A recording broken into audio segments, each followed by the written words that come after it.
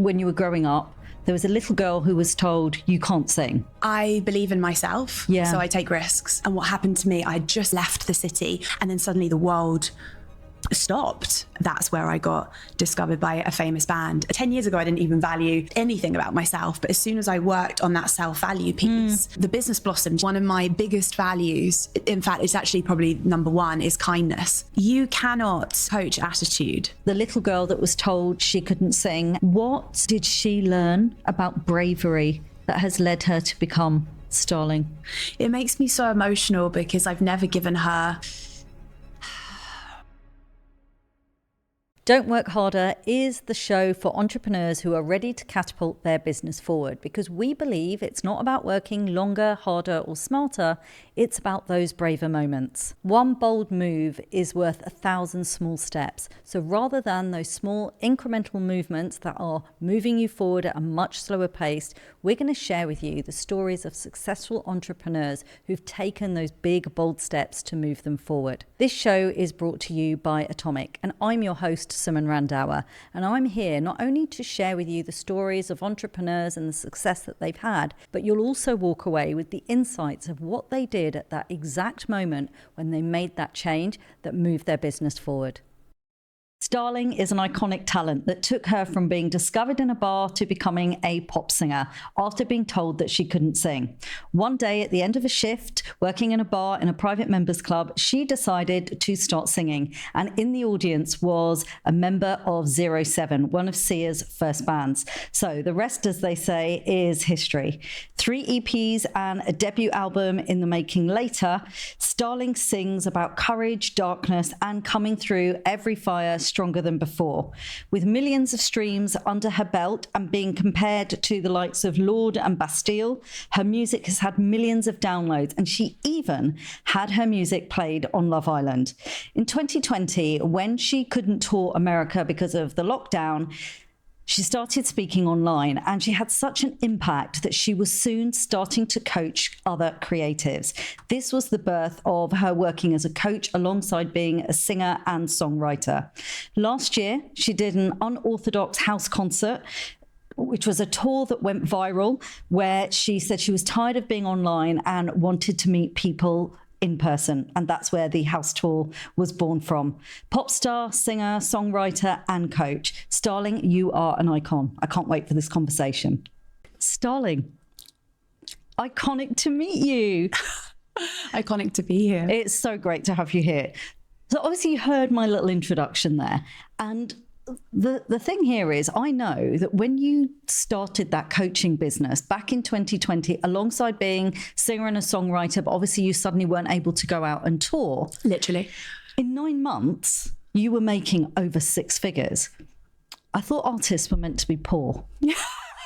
Oh my God, you're talking my language. How did this happen? Oh my gosh, Suman, such a great question. How did it happen? I want to give you the practical, like I invested in a mastermind and coaches and people that helped me, and all of that is true. But what also happened was I heard the whispers. So sometimes when we're restrained, like I couldn't go on tour in America, I couldn't, the world was shut, right? Yeah. I don't need to explain the pandemic. It was a very difficult time for everyone. But of course, in difficulty or in times of constriction, or if we just have less options, sometimes we can. Theatre designers talk about this a lot. If there's like a little bit of budget, or if there's like a constraint somehow, you are more creative. And what happened to me, I just left the city, just bought my first house, just getting ready to tour America. My first house is in Kent, it's not in London. So I just made these big sort of life personal changes. And then suddenly the world stopped. And I listened to the whisper that like, okay, if I can't sing, I can't tour, I can't do the things that I'd basically been doing for 5 years, because I got discovered 5 years before the pandemic. What can I do? What can I do to help people? And I had always mentored, but I'd never charged for it. So I had done like talks. I had lectured at Notting Hill Academy of Music, Abbey Road. I had always sort of helped people, musicians really, just with confidence, stage fright, and how to get a record deal. But essentially I listened to the whisper in 2020, in amongst all the fear and the chaos and do we need to buy more loo roll? Do we need to buy more pasta? All of that. Can we get more loo rolls? Can we go most important let's go question. to Tesco's again. Yeah. And I listened into the whisper, which was, you need to help people. People are feeling scared, and let's change the narrative that you have to be a poor artist. Let's look at that. Let's help people with their confidence, and let's also help people with strategy. And I think you can't, and I'm sure other guests talk about this, you can't talk about one thing without the other, i.e. strategy doesn't work unless the energy is there too, the energetic alignment, the looking within. And equally, if you just do the energy work and yet you're not sending emails or you're not doing the strategy of putting yourself out there, it doesn't work either. So I really helped people with strategy and energy, started all these talks online. It just caught like wildfire. It was for musicians originally. And as you know, now I've moved into sort of coaching celebrities and slightly different line of work. But when the pandemic ended, Suman, I actually thought I would sort of just like finish it because it was fun and the world's opened. But actually, I have continued to run the platform because it has given me so much joy. How did you, like, you know, when we think about the fact that you had always been told that when you were growing up, there was a little girl who was told you can't sing. Oh, that too. I thought you were going to say there's a little girl who was told you can't be an artist because you will be poor, get a serious job. Were you told that as well? Yeah, I was told that. Who wasn't? So you must have been performing, singing and dancing when you were growing up. I trained as an actress, but I was always told I couldn't sing. And just to give some of the audience context, I was, when you're an actress, and a lot of people listening from the arts will be like, oh yeah, you audition for MT, so musical theatre. Okay. And so when I was auditioning for musical theatre, because I was primarily an actress and I'd gone to a great drama school, they were just like, yeah, she hasn't got the role. But what it was is that I didn't have a musical theatre like ta-da kind of voice. Okay. I had the voice that you hear on Spotify, right? With the cracks and the grain and the emotion. And it doesn't mean I couldn't sing. It just means I wasn't right for what they were looking for. And the reason that I think this is an important point is a lot of us are taking other people's opinions as if they're facts. And A, they're opinions, so they're not facts. But B, they're often very contextual. So you're not very good at, let's say someone told you at school you're not very good at painting. Well, that might be that you just needed some more lessons. It doesn't mean that you're never going to be good at painting. It might just mean you need a bit more nurturing than someone else who's picked up a paintbrush. Or it might be you can't sing, but really what they mean is you can't sing opera, but you can sing pop. So a lot of things, if you really get into the granular, it's about context. And I'd internalized it and I thought, I can't sing, therefore I won't be a singer, which is so weird because my whole childhood was about the Spice Girls. And they gave me this kind of, I don't know, I'm sure they, you know, for anyone else watching, they did too. They did for me too. Yeah, you know, they gave you like, I don't know, colour and vibe and hope and potency. You know, they were really fresh in their kind of, in their energy and their sort of, their vibe. And, you know, as a whatever I was, God, I was tiny, 5 or something. It was the first record I got from like HMV. You know, it was like, I would like to be like that. Well, of course, there were parts of me that were always like, you can't like get a real job, and that's what I was told. But there was other parts of me that I've kind of, my mum's like a painter, and I kind of thought, yeah, I'll be an actor and I'll see if I can make that work. So the acting training was great, and then I got this job in a bar, you know, members club. I think I thought I'd graduate from drama school and become like, you know, straight to Hollywood, something like that. But anyway, I was in this bar job, and it was then that I thought, why don't I just sing, even though I was so nervous, you know? And then to your point with the introduction, that's where I got discovered by a famous band. And then within 6 months got a record deal, vocaled for Massive Attack, and went on to New York and LA to write with some of the biggest artists. We're going to take a short pause to hear from one of our sponsors. Sponsors help us make the best show possible. Don't Work Harder is sponsored by Constant Contact, the digital marketing platform built with small business owners in mind. With Constant Contact, you can grow your contacts list, send out more emails, organise social media and events, and simply get more done with their advanced automation tools. It's everything you need to grow your business, advance your automation, and attract more of the right customers all in one place. Visit constantcontact.com to get started. So, in the world, bearing that in mind, the pandemic was it's so interesting, like how many guests talk about what happened during the pandemic to their businesses, to themselves. Obviously, for a lot of online businesses, that was the peak. Yeah. So a lot of online businesses now are talking about the change that's happened since that peak in 2020. Sure. What were the feelings that you were feeling when you realized you couldn't do the very thing that you had almost spent your whole life working towards, which was getting the record deal, singing. So it sounds amazing, like, oh, well, I'll just coach. But there must have been some emotions and feelings that were going on. Oh, Suman, it's such a good question. And also something I've not sort of spoken to or about in any other podcasts or shows, which is this... There's others. Yeah. There's, like, but you know what I mean? Like, yeah, no other interviewers kind of picked up on the fact that it was terrifying. Yeah. Because it's always like, oh, she made a 6-figure business in 9 months. Yeah. And yes, I did. And yes, I turned things around. Look, here's the thing. 2015, when I got discovered, everything was just, I was on the radio ramping up. 2019, it was meant to be like the debut album in 2020. So in 2019, I went to work with one of Bjork's producers in Silver Lake in Los Angeles. And I came back. I mean, it was all happening. Yeah. And then I won't lie, and I think it's important people hear this. It did, and it has pancaked some of the music momentum. I'm now picking it back up. And like you said, I've got this debut album, blah, blah, blah. But it did difficult things for my music career, and yet brilliant things for my career as a coach and speaker and entrepreneur. That phase, I think it was March 23rd or 24th that we got locked down in 2020. That phase between March and June or July, I was on the sofa and I was shaking. So it was 9 months really of, is that 9 months? No, March, April, May, June. Oh, I see, of the same year. Same year, 2020. Year. And then I think I signed up to a coaching program on a credit card because I didn't have any, I just sort of really did that brave thing. It worked really, really well. And I just decided, let's just set up a business properly. How did you know But the first couple of months, you're right, how did I know to do that? Because I always believe in the power of hiring people who know more than you do. Okay. And I always believe in the power of investing in yourself. I even knew that before the pandemic, where I'd get like a stylist, stylists sometimes come with your record label, but there was a time where I would hire people that you don't need to hire out of my own personal account because I knew it would elevate the brand. So I always I learned that off my father actually, but I've never really thought about it. So I always thought, invest.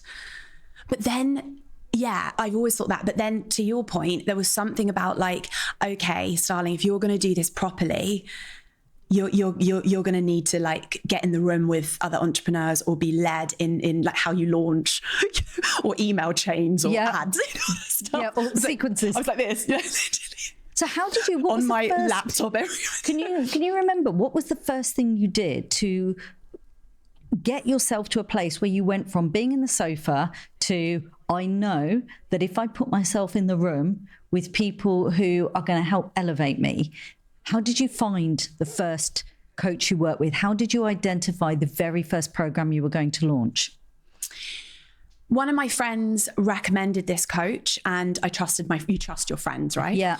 And the other thing I did, which is more of a kind of woo-woo emotional thing, but I would just always get into nature. If you remember, you weren't really allowed on you're allowed to walk, but you weren't really allowed to like chill outside. I cannot believe we're talking about real life. It's crazy, it's 5 years. This is what happened. So I'd go, even though I'd moved to the beach, as I said, I'd left London, bought this first house on the Kent coast. I would keep going to the trees and like touching the grass or the trees or like listening to the birds. If you remember, we had a great spring in 2020. We had a brilliant summer as well. I do remember. Yeah, you got it. And I would always basically be in nature. So what I would say is what brought me off the sofa, where I'm kind of like shaking, nervous, and like I'm meant to be in America and what's going on and what's happening with cash flow, into nature. I always just find that that's completely underrated. Like just listen to the rhythm of the world, like nature, birds, whatever you want to call it. It all figures itself out. We can also figure ourselves out, right? We can also use what we observe to create the tenacity and life force to make change. Like we can do that. So if I say to you, who guided you, it sounds like what you've just shared with me is you did a lot of guiding of yourself. Yeah. And when you got to that point, so a friend had recommended, you'd spent some time, you were connecting. Yeah. But then I had to spend money that I didn't have. Right. Okay. So what happened there? I believe in myself. Yeah. So I take risks. So this is interesting. I thought you might say, I believed in the coach. You saying, but you no. This is an interesting I believe in myself more than I believe in others. I believe that you've got to look. Not every investment I've made is iconic, but I think you've got to be in the game. Yeah. So the very first thing that you did then is you were like, I believe in myself. There is something else here that I can do. So you signed up with this coach. How did you go from signing up, knowing that you always were doing mentoring and not charging, to within 9 months? What was it about you that within 9 months you were making 6 figures? Because that's definitely not everybody's story, even during the pandemic, right? Well, I think partly, Suman, it was probably the credit card, but I think it was partly, I do crazy stuff, which, by the way, I wouldn't do again, but it was a phase. And I would launch every 6 weeks. Okay. I just didn't give a damn. I was like, I'm going to make this happen. Now, I had the number of 100 grand, but I didn't have... I did have financial goals, what am I saying? But I didn't have it like an obsession. I just thought, let's just make this work. I think to answer your question, there's 2 things going on. And it's so funny because I haven't been asked this before. I'm noticing there's a kind of, I'm almost having to piece this all together. I think there's something going on with what happened to me in 2015, right? So I'm a bar girl. I've come out of drama schools a few years before, and I'm not in Hollywood. I'm on minimum wage. I'm incredibly poor, and I decide to sing. I'm not in Hollywood. Yeah, it's that realization. Yeah, I'm on minimum wage. God damn it. No, so I'm singing, and I get discovered into your lovely introduction. Kind of the rest is history, right? I think there's something, and I've never thought of it like this. But if I can do it once, create something out of nothing, which I did in 2015 with getting discovered. I learned a bit of law of attraction as well, and kept focusing that in anyone that comes into this bar, this isn't a bad job. I really hate it when people are in day jobs and they call them bad. You can make any job great if you can just work the situation to your benefit, or meet someone, or just be lovely. You can make it a job magical. If I can turn my life around from being on minimum wage to getting a record deal in a short amount of time, I think I can go from credit card to 6 figures, right? And I think that's the self-trust piece. Yeah, definitely. And so, with regards to kind of filling, so it was a group program you were running for creatives. You got it, yeah. And what were you helping them with? What was the promise at this point? Leave their day job. Leave their day. Oh, and make okay, so really clear. Make $3,000 a month from your music or your art. I actually then switched program and more recently ran Icon for 3 years. It was incredible, and that was solely how to increase your fan base and income. But originally, Inevitable Success, which was what the program was called, Inevitable Success was for all creatives, and then I just niched down into musicians after that. To answer your original question around how it all worked, how did it sell out, how did I actually even fill these spots, there is a part of me that wants to kind of break down the launch strategy, and that might be useful to the listeners. Yes, please. But I think what's more interesting is I shook physically when I asked for my first 5K sale. Okay. Because there was a part of me that didn't believe I was worth it. And therefore, because we always do this as entrepreneurs, my service isn't worth it. And actually, just pull yourself out of it. Your service is 100% worth it. Within reason, but I knew what I was doing in my case. And then obviously we need to work on our inner world. Yeah. So that is a separate thing, although they're connected. Yeah. And my inner world, I thought, having done 14 years of therapy and spent my whole life committed to building my self-esteem and helping myself, I thought I would be okay to ask what I knew the program would be worth, in this case, 5K. And I found that really hard. So it sounds like the strategy was not about the structure of the program or the structure of the launch. It was the work on yourself to believe I am enough, which I think there might be a song about that. We should link the song. We should link the song. Would be like, I get what she's on about. And they can play that before they launch. Look, I think it's important to talk about launch. I worked very hard. And I know this podcast was called Don't Work Harder. And I love the ethos of that. And looking back, I would say work less, Starling, but actually believe in yourself. Yeah. And therefore people won't feel weird when you're saying a price that you're not aligned to. You need to have energetic alignment with what you're asking for. Otherwise people are they're just not going to buy it or believe it, right? For me, that was the missing piece. And when you, at that point, so we're coming out of the pandemic, you've got a group program that's running. You're clearly starting to believe in yourself. How closely was that connected to client results? So the creatives on the program, and like you were saying, you know, that the goal here was leave your day job and earn 3K a month. How close was the connection to the growth of the program and the results of the individuals? Yeah, we had about 370 people leave their day job. 370. That's how many people you served. Well, more at this point, but no. Wow. But what I would say to you, Suman, and I feel like the listeners and yourself, of course, will get this, is, you know, it depends how deep we want to be today. When you really look at the journey of an entrepreneur, on one hand, we need to make a product that's brilliant, and we need to make, and with that brilliance, you know, it needs to get people results, right? It needs to solve a problem. But on the other hand, as an entrepreneur, it's a very spiritual journey. Like asking for the sale. Yeah. I mean, you know this, right? With your background and experience, is incredible what you've done in your book.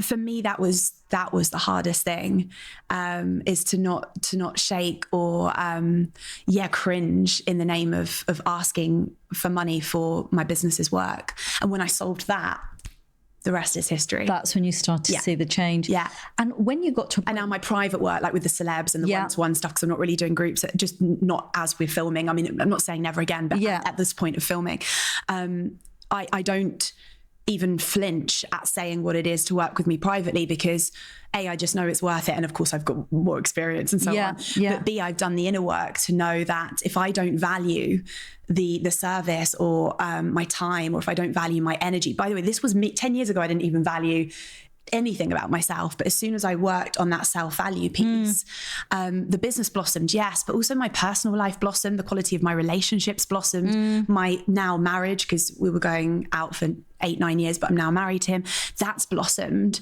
Like when your self-esteem and your self-worth rises, every aspect of your life is changed. It's not just your business. So I think with entrepreneurs, sometimes we can think, oh, I just need more money in the business, or I just need more sales, you know, whatever it is. But actually, sometimes what we need to do is just look a little bit under the hood. And when we do, not only will your business and therefore sales will improve, but so will the rest of your life.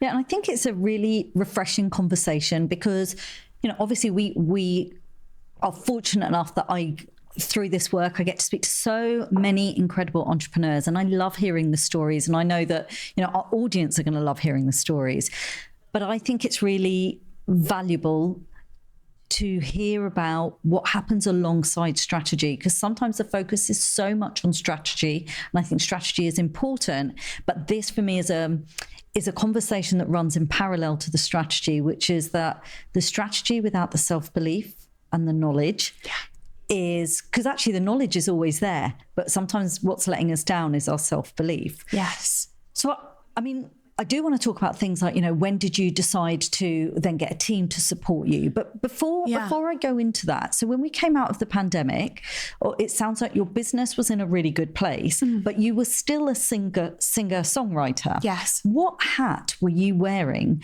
when you kind of came out of the pandemic? Did you need to make a conscious decision at that time as to whether you were able to pick one or the other, or could you wear multiple hats? Yes, I can and still do wear multiple hats. Okay. But then what's interesting is this platform, because my mentoring is called The Platform, but everything is under starlingsworld.com at this point.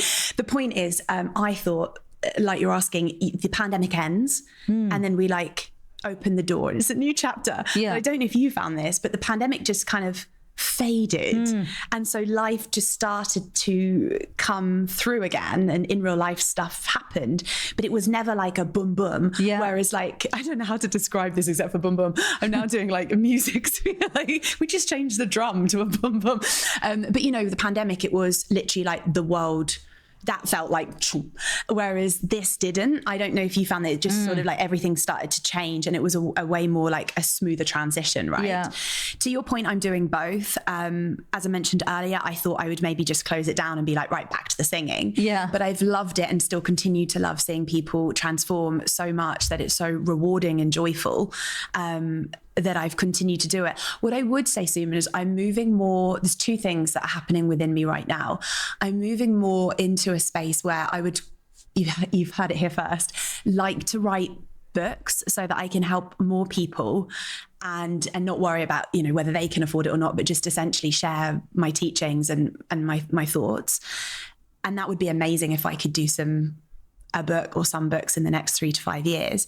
But the other thing, and you know this because I know you listen to the music, my music in the last 2 to 3 years, categorically, the themes have changed. And the message, like Cool Girl, is about being yourself. Queen is about putting your crown back on when you feel like, I'm behind, I'm not where I thought I'd be in my life. I mean, literally, the listeners should listen to that song, Queen, because it's so, it's a monologue and it is so truthful about where I was at.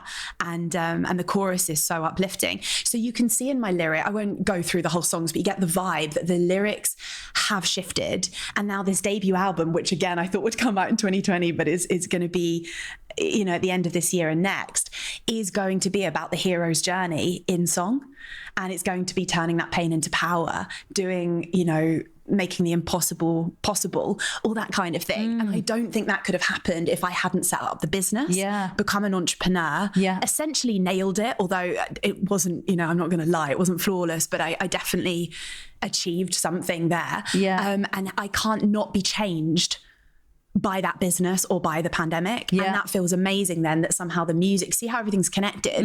The lyrics are about, I always say that whether you're buying a program from me or whether you're buying a t-shirt or a show, it's always the same mission. It's just a different modality. And the same mission is always, I want people to have more self-value.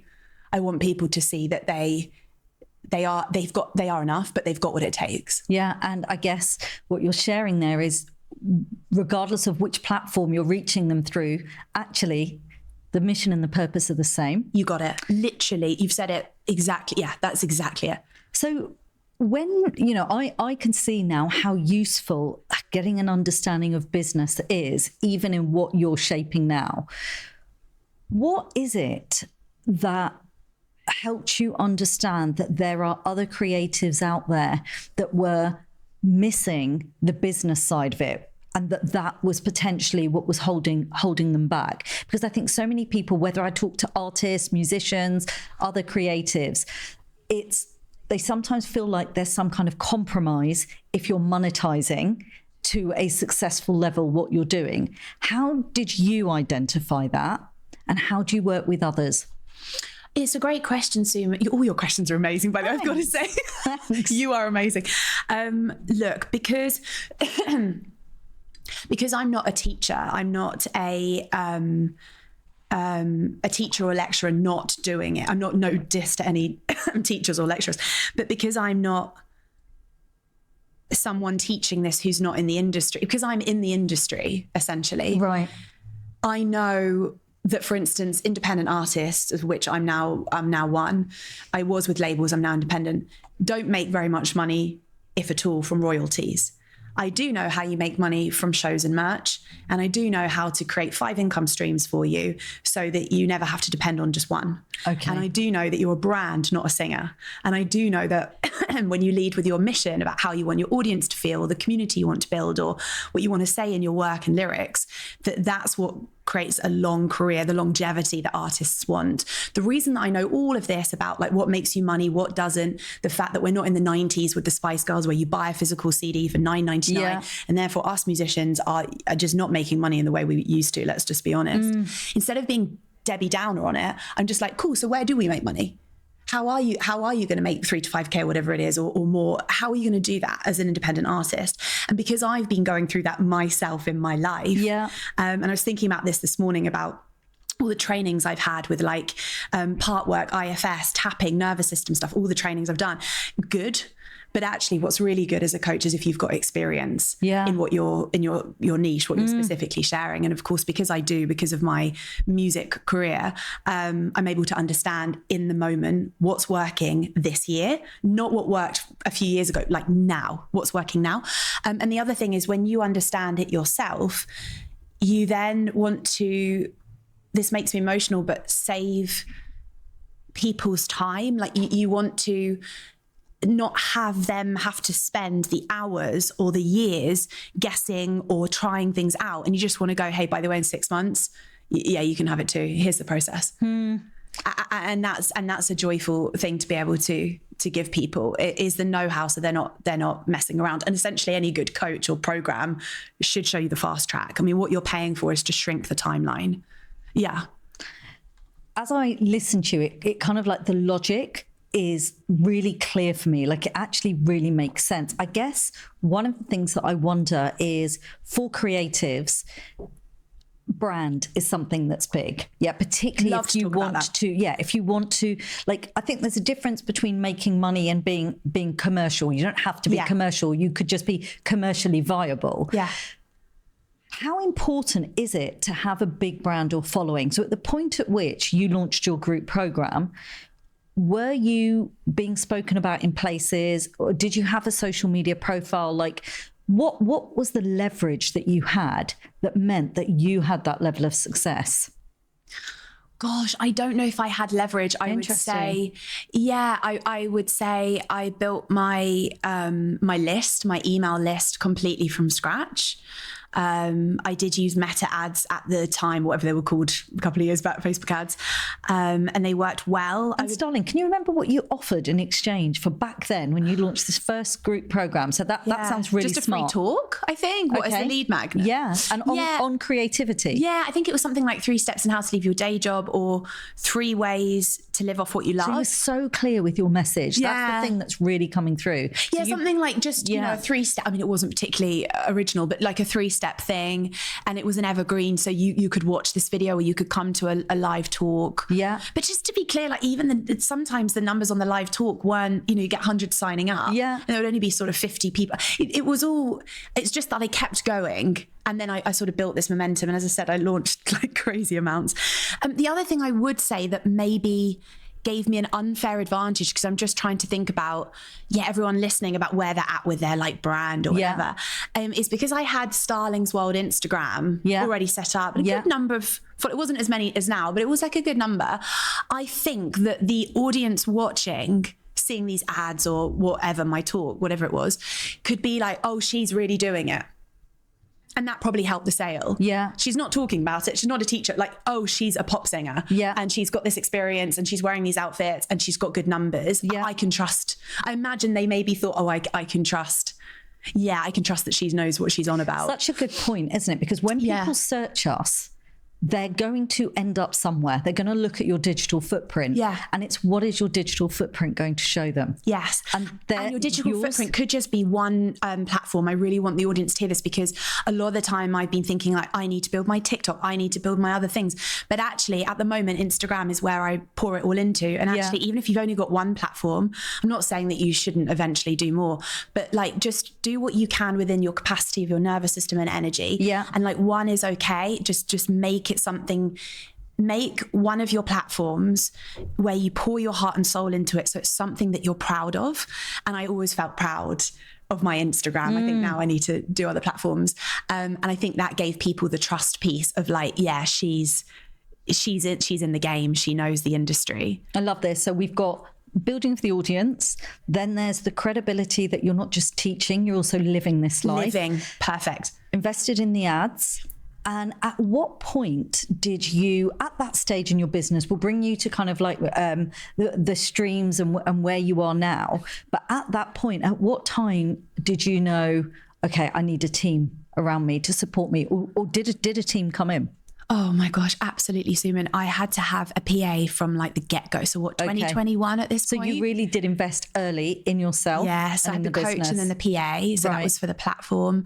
I've always had a manager, although like I mentioned, I haven't always had a record label. I've had 3 record deals. Always had a manager. But I've always had, like right now I don't have a record deal, which is by design, but I do have management. Okay, interesting. Yeah. So that's the music management, stylist, a glam team, and a glam team. Yeah. I love that you have a glam team. Yeah, actually not here today. But yeah, normally have hair, makeup, nails, and manager, absolutely, and a PA. But now I need a physical PA. So I have like a VA in my business, but I now need a few more things. Talking about the team. So there's the team that you had to help you build your coaching business. Mm-hmm. Then there's also the team that support you as a personal brand and as a musician. Yes. Why? Because I would imagine that adds up. Why has it been so important to you to have a team around you? Oh, firstly, you don't want to burn out, so you need that manpower. Yeah. Also, I just think it's good to get other people's perspectives. If you're hiring right, they should be adding value and not just, sending Zoom links. I mean, although that's helpful, I mean, like people having bigger vision. And something I love with my manager is what you call A&R, which most people don't do anymore, artist and repertoire. It's a phrase really in the music industry. And if someone's doing your A&R, it means they're developing you. Okay. So I love how my manager will say, like, what about this color for the artwork? Or what about at the release party we do an interview and we get this kind of thing? Like, you want someone to riff just like a coach, or just to build ideas, because in a way she's not coaching because we're riffing, but in a way I also have a coach. That's a personal thing, I have a personal coach, and then I've also hired business consultants as and when I've needed them, but ideally, like, beyond all the like physical, the stuff that you just need doing, ideally a good team or a person in your team, they're adding an angle that you couldn't have seen, or they're doing it quicker than you would have seen. And when you were looking for someone to build a team, particularly during the time you were running your coaching programs, what were you looking for, and how much of you was needed for that coaching program to run? I would do about 2 calls a month, maybe 3, and I would hire a co-coach. Okay. I don't know if you call them master coaches now, but I just called it a co-coach. She was fabulous. Then I had guest coaches. I just want to answer your question around hiring. I used to say this a lot, and I haven't said it recently. You cannot coach attitude. So I will always hire someone with great energy who maybe doesn't quite have the skill set, because the skill set I can teach, or my team can teach. But if someone is a little bit arsey, a little bit rude, a little bit something, you get the idea, I find that really challenging. Or if they don't have initiative, I find that really challenging. And it also messes with the chi of the team, because one of my biggest values, in fact, it's actually probably number 1, is kindness.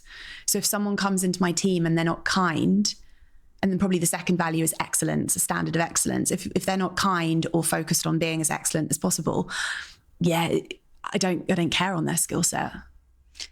So you knew that you were what could actually be developed and what is something that is innate and natural. And I think that's very interesting when we listen to an entrepreneur that has grown their business, is how you were willing to develop people up because you know that the behavior and the attitude is something that they just come with. Yeah. And if you actually do help someone on your team build their skill set, they are forever grateful. And I'll give you an example of a previous woman I worked with, a stylist. She was absolutely amazing. And in one of the video, I don't know how it came about, but I was making a music video in a field in, I think it was Hackney Downs actually. And it doesn't matter, but it was a big London music video, and just before the pandemic. And she sort of somehow said, I would like to art direct this. Okay. And however it all came about. And I sort of said, so she was a clothes stylist. Yeah, clothes stylist, you got it. And she wanted to sort of art direct, not just props and stuff, but like the whole damn thing with the director, right? And I said, that's great. And I didn't really think about it. I just thought, yeah, go for it. I really trust you.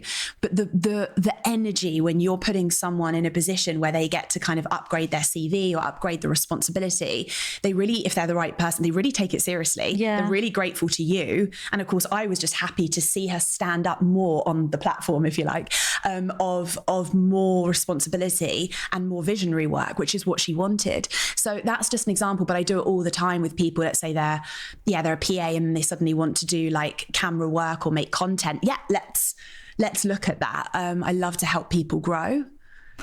Yeah. Which is actually really quite brave in itself, because the thing that's almost going through, 2 things were going through my head. You've got the right attitude. Yeah. I do believe you could.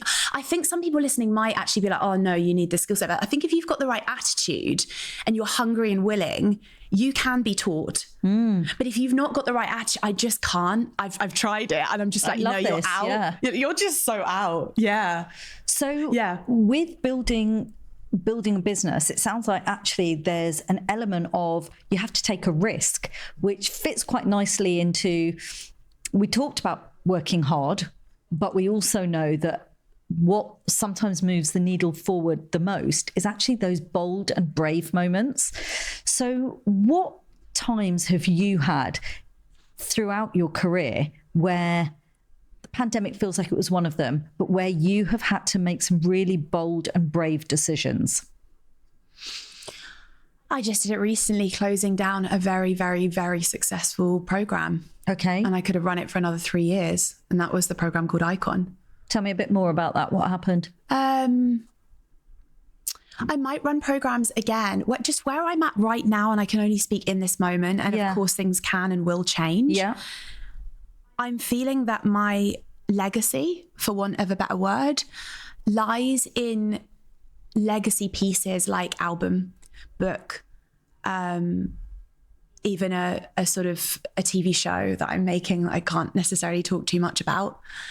And we only have a certain amount, I find, I can't speak for everyone listening, but I find there's only a certain amount of bandwidth and energy. And the more that I take my energy and my time and my bandwidth seriously, I just wanted to make a change. And on paper, that's like insane when something profits. Yeah, like, and something is what going are you so doing? well. Yeah, like Starling, what? Like you just keep running it. And I could have, and why not? But I like, although sometimes my nervous system is like, I like to make big, bold moves, to your point. And I do find that whenever I do that, even if the bridge isn't there to catch me straight away, the bridge will show itself.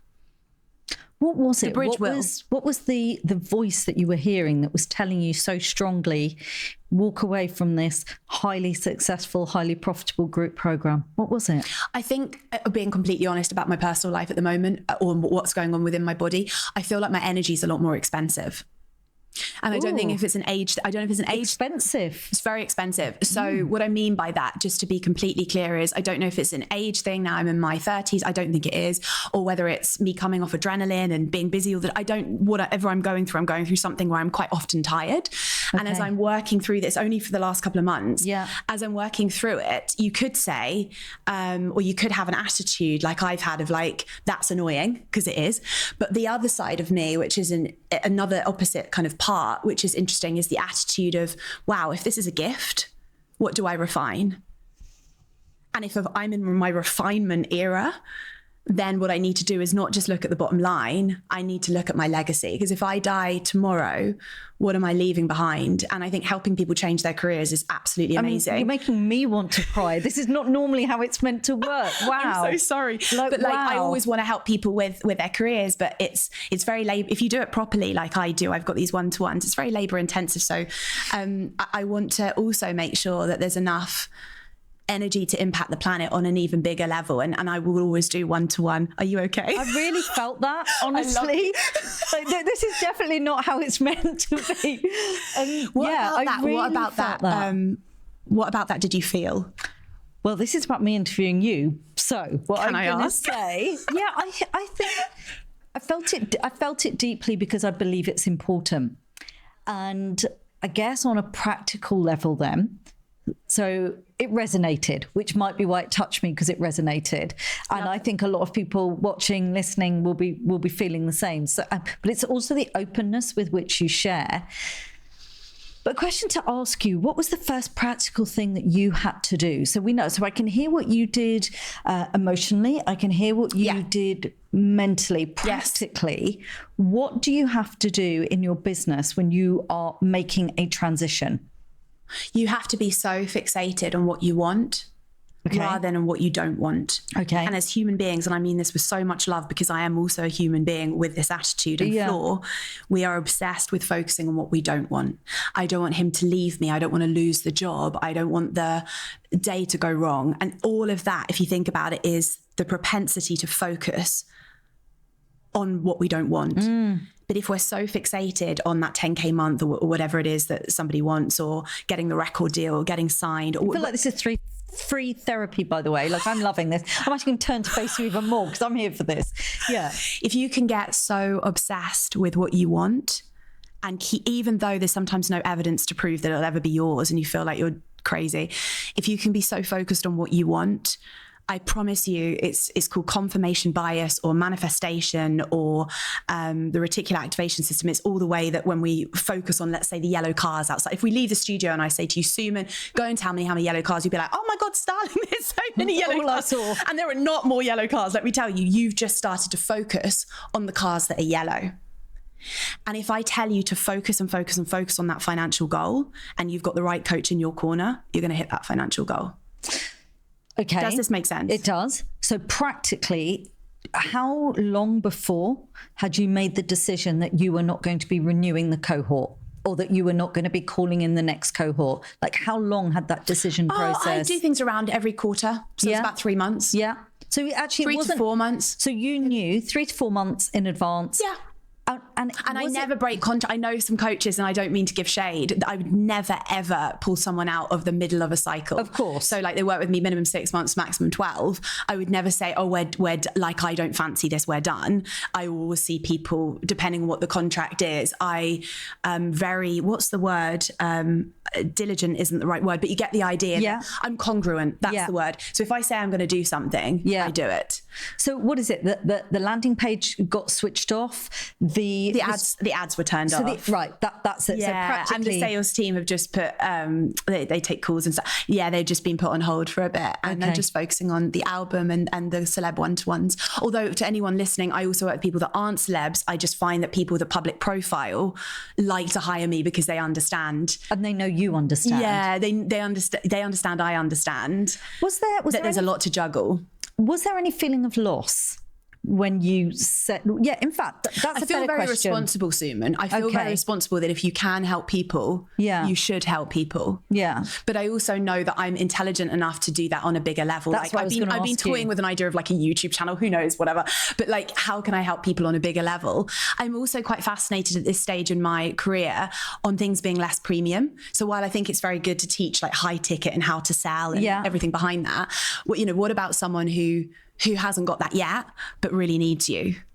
So, and that's where like these, free shows help. Yeah. Great, which I'd love to talk about in a second. But I'm going to ask you a question. You said something a little bit earlier when you were talking about the building of your business and the growth of your business. One of the things that you said is, you weren't claiming that it's been like completely smooth. So can you think of any moments of I don't really like the word failure, but any moments where things did not go to plan that ended up actually being your best plot twist? I think that everything's going to plan. Okay. And I think that when you get a failed launch, i.e. 0 people or whatever you deem to be a failure, but in my case, I had a lot of failed moments where 0 signed up or whatever. You can either take that as a symbol. Some people say, oh, it's not meant to be, right? Yeah. Maybe it's that you need to be focusing on something else.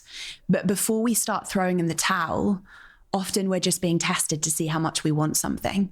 So I never think that there's something's going wrong. I just think, what's the message or lesson here I'm not seeing? In terms of answering your question candidly, though, there was a lot of failed launches. I mean, we could talk about the big number because I kept going, but there were moments where I'm not ashamed to say I was just, people didn't come through. But again, I had to learn what I had to learn. Yeah. I think there's a lot of shame, if I may speak to that, around being an entrepreneur and the idea that we're more worthy because when we make more money, we're more worthy if we've hit 7 figures or something. And I think we need to be a little bit careful as people. What's the myth? What's the myth around that? But also like you're just as valuable if you didn't sell as much. It's just maybe you need to learn how to sell. It doesn't mean that you're not a valuable human being or because you've got less money that you're somehow not as important. Sure. And this is a bigger conversation maybe for another day around the way that we convolute. And by the way, I've done this my whole life until recently, how we convolute worth with stats or worth with the house or the money. Yeah. And this isn't just an entrepreneur coaching thing. I mean, this is human beings. Yeah. And we just need to be a little bit careful because then when something doesn't go well, or like we've gone from 7 figures and suddenly we've gone bankrupt or something, we then get into this whole thing of like, I'm a shameful failure. I'm a terrible person. No, you're not. You just need to stand back up again. And you said something about context. I've spoken with the to people. Singing. Yeah, well, with the singing. I always had a voice, but the context I was in, it was a wrong room. Yeah. So again, I'd say to people, are you in the wrong room right now? Do you need to get into the right room? in whatever way that looks like for you as a business owner. Yeah. And the other thing though is context around, just because somebody's making a lot of money, it doesn't mean they're more profitable than you are. Oh my God. I learned that the hard way. As soon as my turnover increased, so did my team and outgoings. Yeah. I really didn't sort that until 2022 or 2023. Yeah, that took a while. Yeah. Mm-hmm. Talk to me about your house tour. So that was really interesting. So you said you went kind of semi-viral last year with the announcement of, I am willing to come to your house and sing. Yes. Tell me more. Perfect, Suman. You've got it. I literally made a reel on Instagram. Yeah. I think it was May last year. And I said, I'm tired of being online. I think we were all tired of being online. I don't think this was a Starling thing. Like the pandemic and Zoom and Instagram, like you can almost feel nothing. Get another like, feel nothing. Somebody DMs you. I mean, you feel something, but you don't feel like we feel, right? Yeah. We're in this studio room right now. So I made a reel and I said, I'm tired of being online. I want to bring this offline, and I will sing in your kitchen, your garden, or your house if you're a fan, and I won't charge. And people are like, wait, what? Where did you get the idea from? It's a very American concept that people just pitch up at houses. So I knew about that through an American client. Love that. But I also, this is, I was going to say strictly between you and I, but I guess it's going to be between you and I and the listeners. Yeah. I was one of the Airbnb trial artists, which mean that years and years ago, I used my own personal kitchen, which wasn't an Airbnb. It was my house on Hackney Road in London at the time. And I sung in my kitchen as an Airbnb experience. If you remember, they created Airbnb experiences, like you can make pizza, or you can hear a singer in a tree house, or you can whatever. And mine was one of the experiments, and it worked very well. So you actually already had some foundation of the concept. Yeah. I did it for a couple of weeks for I'm Airbnb. sure the audience will keep it secret. Do not worry. It's just I think it's us. fine. Yeah, okay, yeah. And I think right, Airbnb experiences still exist, but that was a while ago. So yeah, I had this idea. Look, on paper, it wasn't a business model because it was all about trusting people to donate. Some people were amazingly generous and some people weren't. But let me tell you something. I learned that everything comes back to you. So even in this one show, I was in Scotland. People didn't really tip, and I came out of it going, what a great show, but like this has cost me so. I don't live anywhere near Scotland. And a part of me, I could feel deeply this part of me saying like, this is such hard work, I'm tired, and this is ridiculous. They should have just paid my performance fee. Like this part of me that was really upset. And then I said, this other part of me was sort of saying, well, we'll just see what happens. The boomerang effect, it's not always linear. I you not, because I know you can't swear on this podcast. No, yes. How do I say this? How do you say this without a swear word? Is that the question? Yeah. Okay. I you not. Kid you not. There That's you go. Perfect. Yeah. I had 3 people sign up to the program from that audience, which was way more than any kind of tips for a show. And you had someone no idea. Booked me for a performance fee, and that's not cheap if you're just like hiring me to sing a show. I mean, it's not crazy, but it's not small change. And I created Die Hard fans. So on Sundays, yes, great tips. I know it would be better in America where it's tipping culture, but in the UK it's different. And yes, some days it required a lot of trust to just be like, wow, you're literally going to a stranger's house. Yeah. And you're not being like, this is not a performance fee. You're not being paid up front. And there were some days that it was epic and some days it was really hard. But not only did it teach me that community is king right now, like build a community, build intimacy, connect with people in real life. So they're all super fans now. And they brought all their friends and they became super fans. But it also taught me that sometimes as a business owner, you want to see your ROI immediately. Yeah. Of course you do. Yeah. But actually your ROI, it might be that you meet someone today, or I see someone on this podcast, whatever it is, and actually we don't work together for another 3 years. And that's okay, because everything you do has a ripple effect, and it's important you know that. It's beautiful reflections. I mean, I really want to ask you, were there any bad house experiences? But I have a feeling you're not going to tell me. There were some that I was like, you need to train your dog. Okay. Say no more.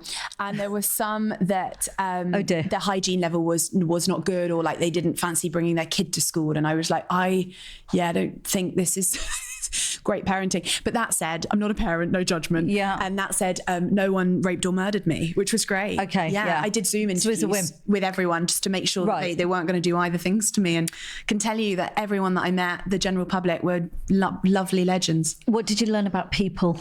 I learned that everyone has the same problems. Did you?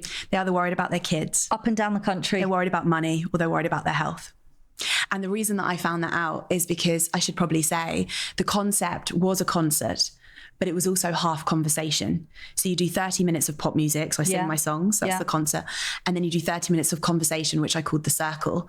And everybody would use the lyrics as a springboard for the themes or the issues or the stuff they wanted to talk about. And what was so wholesome is friends who are maybe not even spoken that deeply to each other about something were sharing things. And there was a grandpa and a child there and a toddler. I mean, it was literally all different generations in each house, coming to see this pop singer that they may or may not have known. Maybe it was just the host that said, oh, come and see this pop singer I like. So some people knew my work, some people didn't. And what I found is that we're all the same. And I should also say, because I didn't charge, which is what I think is clever about it, I went to council estates, I went to mansions, I went to bungalows, I went to horse farms, I went to whether they're rich or whether they're poor or something in the middle. I saw it all.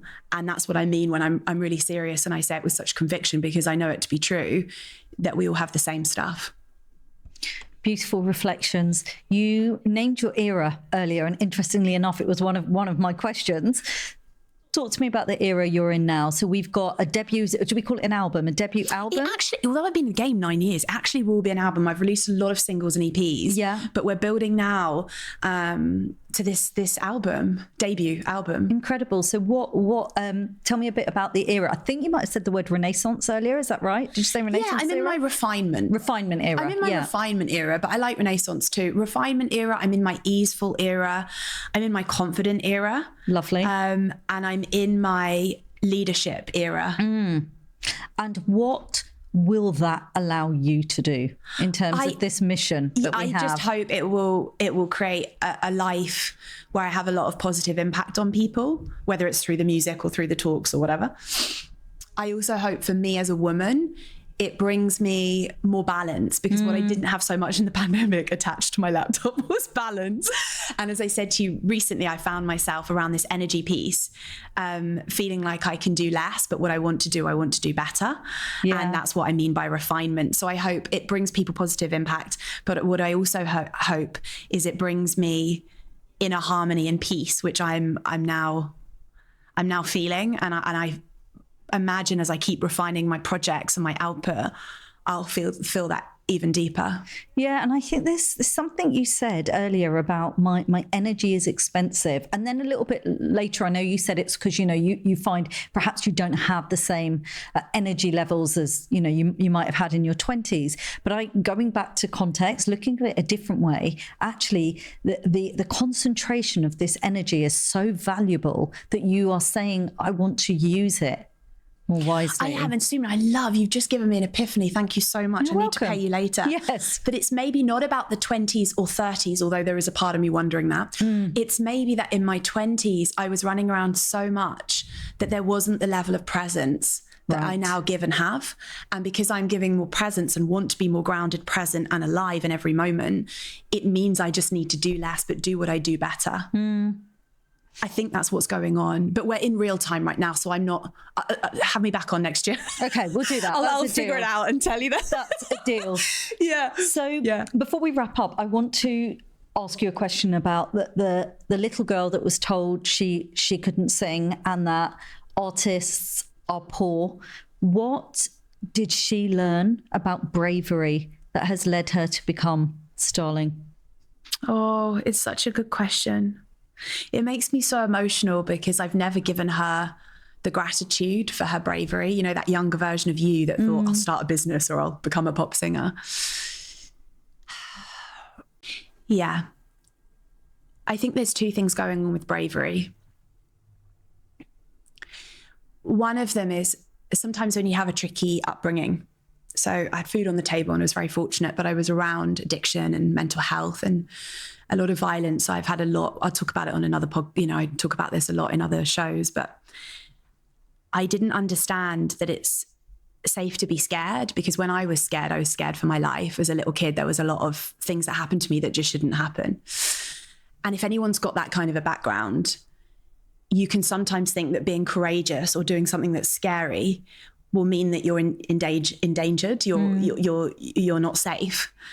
And what I had to learn, but this came through therapy, right, is that you can do scary things, you can do hard things, and you're safe. But you've got to know that, like, going on a stage, you're not going to die. Whereas when we're younger, we have some things happen to us that feel like life or death. Yeah. And so through therapy and deciphering like my trauma from my dreams and all of these different processes that I did, I realized that it's safe to do something that makes my heart race and I go red and I shake and I get hot. It's okay. It's safe to do that. That is something worth pursuing at the edge of your comfort zone. It's worth sitting there and really trying to nudge it so that the zone becomes wider. Where a lot of people go wrong is they're so unconsciously they just lack awareness that the fear is driving them and it's holding them back. And actually, if they did a bit of therapy or coaching or both, they would realize that they can do the brave thing, they can do the courageous thing, and that it's safe to do it. And that one thing that they're scared of, like talking to camera or like launching a business or whatever it might be, standing on a stage, I promise you, if you do it once, it will become your norm. Absolutely incredible conversation. Thank you. We have a bit of a tradition on this podcast. Can you believe we are actually coming to the point where we are almost at the end? But what I would love to know is, what are you watching, reading, and listening to right now? What inspires you? Literally on telly. Yeah. I'm watching. Okay, this is so funny because I never used to watch television. Uh-oh, where are we going? Well, actually, I think people will be like, oh my God, classic, because it's actually about a coach. Weirdly, I'm watching a show from 2021 called Ted Lasso. Oh, I've heard of it. Yeah. It's really worth watching. It's very like calm and lovely, and or at least season 1 was. Season 3 is less so, but it's but I'm not finished season 3. It's about a coach, and it's about what kind of coach is he? Football coach, but he isn't. Right. He's from America, so he doesn't really know about football. Okay. But Ted is very positive, and there's all sorts of different characters, and it's a great show. Brilliant. Okay. And it's very emotional as well. It's great characters, great writing, great acting. I cry easily, but okay, adds you to need to list. watch it and then message me. Yeah, I will. What I'm reading is, I'm one of those people just reading self-help books because I'm obsessed. I have been reading, and I have to recommend it, Choosing Easy World. Okay. And it's from the 80s. It's very kind of, she's like hysterically, very new age, but it's the idea that things don't need to be as hard if we choose easy world. And I'll leave it at that, but it's worth reading. Fabulous. And the other one that I've reread is Manifest by Roxy Nafousi. A lot of people know Manifest. Yes, I do have that, yeah. And I have actually been rereading it. I reread it on the way before I met you. And it's lovely reminders. Yeah. Lovely. And then I think the last one was listening to. Music or podcasts? Whatever. Okay. Podcast ADHD Chatter. Okay. Because recently I've been diagnosed. So I'm like, that's helped me understand a lot of my challenges. Yeah. ADHD Chatter is very good for anyone who has ADHD or thinks they maybe have ADHD. Okay. And in terms of what I'm listening to, I listen to all sorts of things, but I have really been loving Charlie XCX, and I know that she's had her brat summer last summer, but I'm still I'm in that vibe. That said, I also listen to like random stuff like from like swing music, and I mean, I listen to all sorts of things, but at the moment, pop, Charlie XCX. Amazing. Absolutely loved our conversation. Thank you so much. Thank you. Thank you for having me. What an incredible, deep conversation that was with Starling. Someone that has been so open and raw with what she shared. Yet, as you kind of saw from my reaction, I was really moved and resonated with so many of the steps that she talked about, particularly around legacy and what really matters and self-belief. I think this was a beautiful conversation that shows you that your journey doesn't have to be linear, and that actually your growth personally and in your business often starts with your belief in yourself. So fantastic conversation. I hope you enjoyed it as much as I did. Thanks so much for listening to Don't Work Harder. If you enjoyed the episode, please subscribe and share. This show has been brought to you by Atomic, the home of epic business growth. Head to our website at atomic.site to hear more about our business programs and epic events.